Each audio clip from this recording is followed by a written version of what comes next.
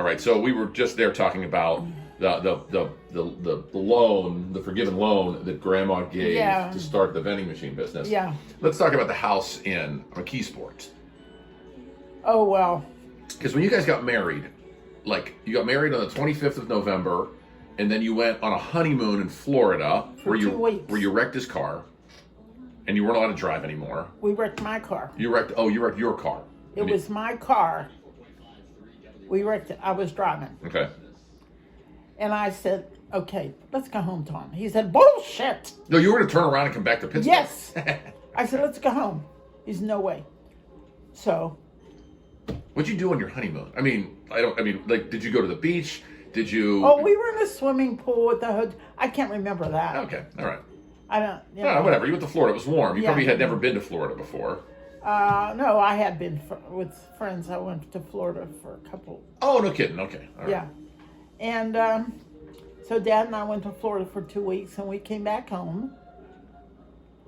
And my brother fixed my car. My brother Don. Okay. Because it was just a dent on the back. And he was able to do something. And he fixed it. Okay. And but before then, his mother said to him, Tom, I want to tell you something. She's never going to marry you. You're not good enough for her. Wait a minute. Grandma D said to Dad. Dad, you're barking up the wrong tree with that Mary Lou. Yeah. All right. Because I worked at Westinghouse and I Yeah. worked for a vice president. You had a nice car. And you were real classy. And Yeah. And I dressed very nice and my hair was always very nice. She said, you're not good enough for her. That doesn't seem like something that, based upon the stories I've heard about Grandma D, that she would say. She said it to your dad because your dad told me. What did Dad say? He told me that after we were married. Okay, all right. Yeah, you don't want to say that early on. No. Right, that's a bad sales close. Yeah. So you And come, then come back. I want to hear about the house. If you could. Okay, we moved to Federal Street House You moved right into this house. because when we decided to get married, the people downstairs moved out. So I went in and I cleaned it and I painted it. The day before I got married, I was up painting that house. Yeah, all right. So the house, the down unit in this up and down duplex was available because they moved out, and you knew you were going to move in there. And so before you were married, getting the house ready, Yeah. and what about furniture for this house? Or Well, we bought a bedroom suite,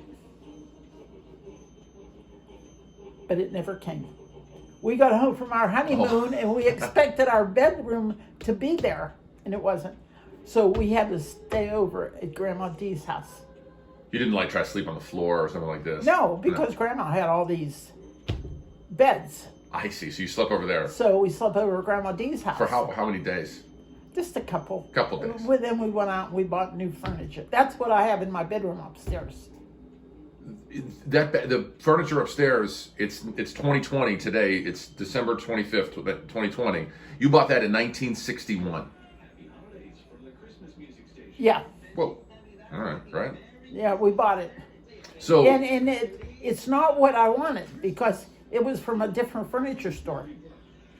And so when we came home and they said they couldn't get this furniture for us, so we went to a different furniture store and that's pick what we something got up different. there. Gotcha. Okay. That's what we got up there. I'm going to try and connect these dots.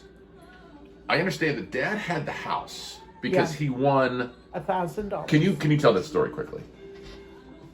He won $1,000 on some kind of a raffle, and his house was up for sale, and so he put $1,000, and he rented he bought the house, put the $1,000 down on it. He rented it to Mrs. McMahon, a single woman upstairs, Mm-hmm.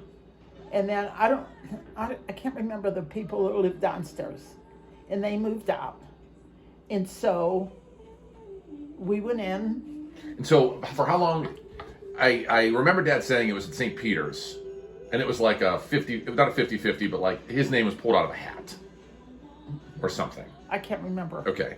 And so, I don't know how he got that $1,000, but he won the $1,000 at some kind of a raffle. okay. And the house was for sale, so he put $1,000 down on it, and he got the house, and it was rented constantly And you lived downstairs until you moved here. here. And you moved here in 1960. We moved here in May of 1967. 67, May of 67. But you didn't immediately sell that house to buy this Oh house. no, that house sat empty up there. Really?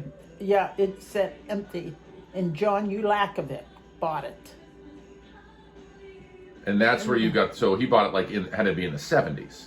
Yeah, he bought it. I don't know how he bought it, but Why would Dad let the house sit empty? well, there was nobody up there.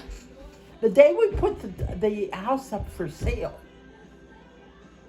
black people moved right into the corner. There was no black people around us, but as soon as he put that house up for sale, black people moved into the corner. And so, to make sure that the history understands this correctly, there was a lot of tension in the 60s. The neighborhoods were very segregated. And so when the neighborhoods started to mix, that was considered, especially if you were white, an awful thing to have happen. Yeah. So, And Mary Catherine and Jim lived down the street. mhm. And then And Ulakovic was a black guy or not? No. No, okay. Jody Ulakovic So they is into the family somehow. they buy the house for whatever they buy it for, but but for the years before they bought the house, it just sat there with no one living in it Yeah, after we moved out, nobody else lived in because there. there was nobody available to rent that house because the neighborhood was in a declining state. Right. That we're understanding. Okay, all right. But we moved out, and we moved to here because Dad worked. He left the dairy. He come home one day and he said, "Mary Lou, I gotta get out of there or I'm gonna kill my brother." That was Greg. At one point, he threw an axe at him. I don't know. I remember that story. But anyway, he said, "Get the kids in the car." That was just Tommy and Donnie. He said, we'll take a ride. I got to settle down. So he did. And then he quit the dairy. And he came to me and he said, "I'm done. What do I do?" I said, "Well, you think you're a salesman, Tom. Go to an employment agency and see who's looking for a salesman." Makes sense. So he did. He went downtown and he went to this employment agency and they gave him 3 names. Don't ask me what the other 2 were. Servamation was the first. And he passed Servamation on the way home. And so he stopped. And he said where he came from, they sent him. Dick Benson said, "You know, Tom, you're supposed to make an appointment before you come here."